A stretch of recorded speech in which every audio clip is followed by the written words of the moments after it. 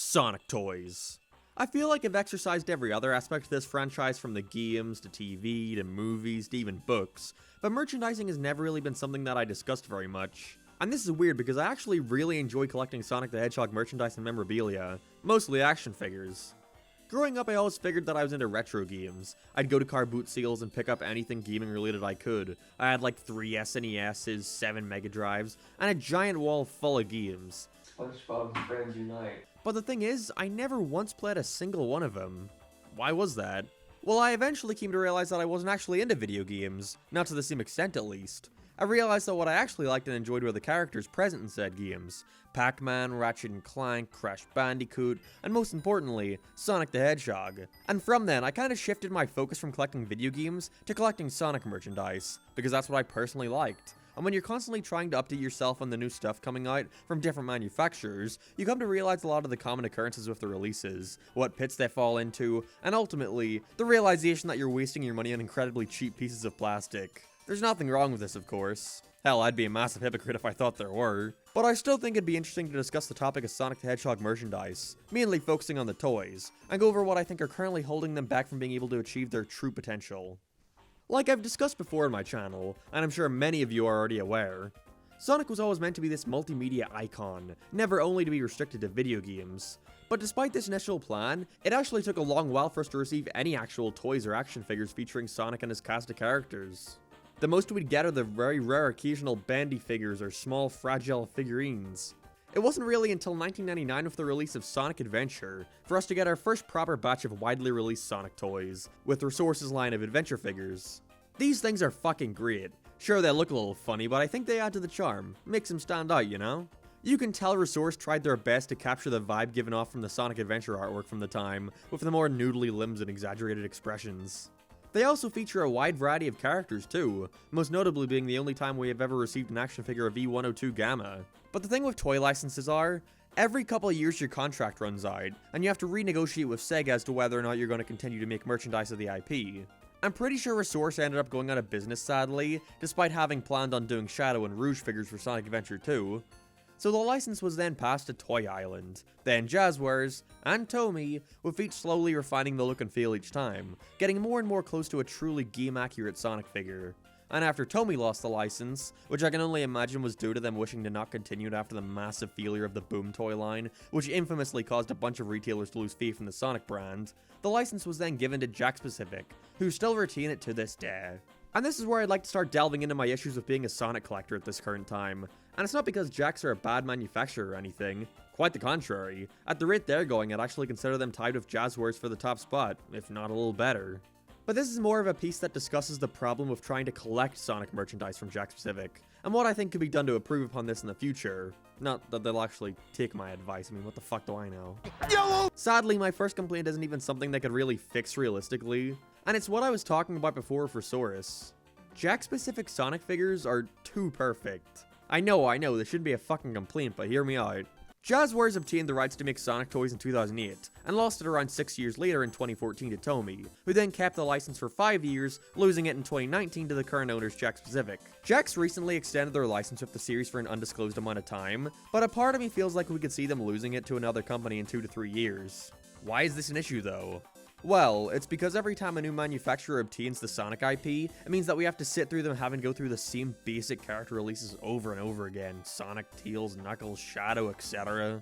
Tomy didn't start branching out with other characters until around 2018, 4 years after they obtained the license. And it's taken Jakks Pacific until around last year to start branching out to more characters too.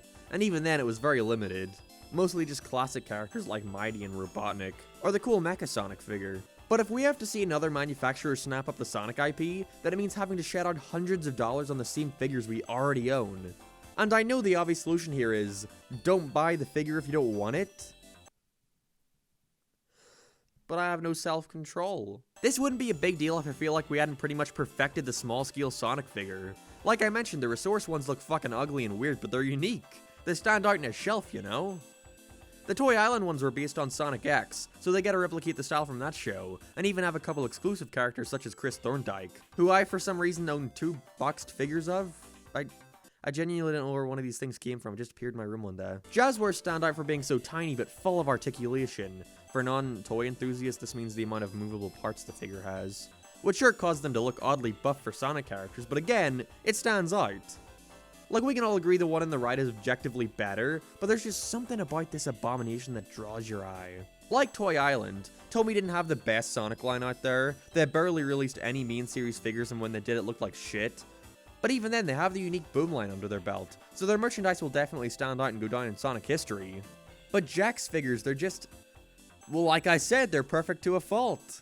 I feel like any toy company that comes after can only really copy what Jakks are doing right now, because I think we've reached what is basically the peak of small-scale Sonic figures.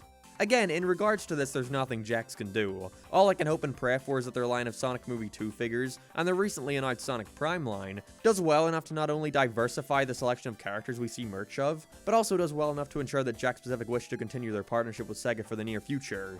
I mean, it's not like it's not possible for them to keep the license for a longer time. They have been partnered with Nintendo the past 8 years, and it doesn't seem like they're stopping anytime soon. Speaking of diversifying their selection of characters, Jakks has a big issue with this.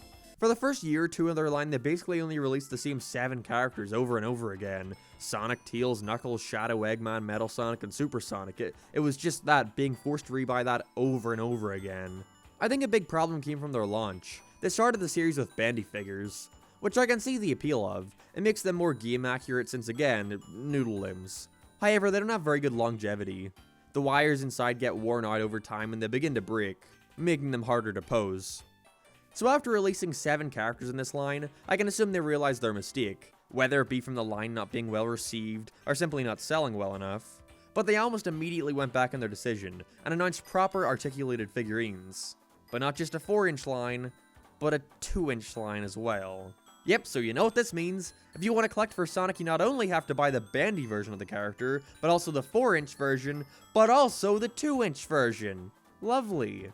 Not only is this taxing on your wallet, but taxing on your brain, as you now have to keep track of what figures you have and in what size. Alright, I'm at the store and I see this 4-inch Laughing Classic Sonic. Do I have him, or is it the regular 4-inch Classic Sonic I own? Or maybe it's the 2-inch Classic Sonic with a chili dog? Screw it, I'll just get it anyway. Fuck. I get why they have to release a new Sonic in every weave. Why fill stores with new Sonic toys and not have a Sonic in the bunch to sell? That's just bad for business. But I really wish they'd do more of the wide array of Sonic characters at their disposal. This is where the marketing aspect comes into play, where at the end of the day these toys are made for little kids, not obese 40-year-old men to hold at night. But it causes so many dumb restrictions, where certain characters have to be off limits because they might not be as marketable enough for little boys. Which is why we've seen so few female characters get representation in merchandise, which I am thankful they seem to be warming up to. Not only are Jakks making the first ever Omega figure, the best female Sonic character, but they're also releasing a Rouge figure pretty soon, which will be the first one since the shitty Sonic X one that's incredibly rare nowadays. But I think I know the perfect solution around this, however, that would please most people. And it's something that Jakks could do, or whatever manufacturer Sega decides to partner with next.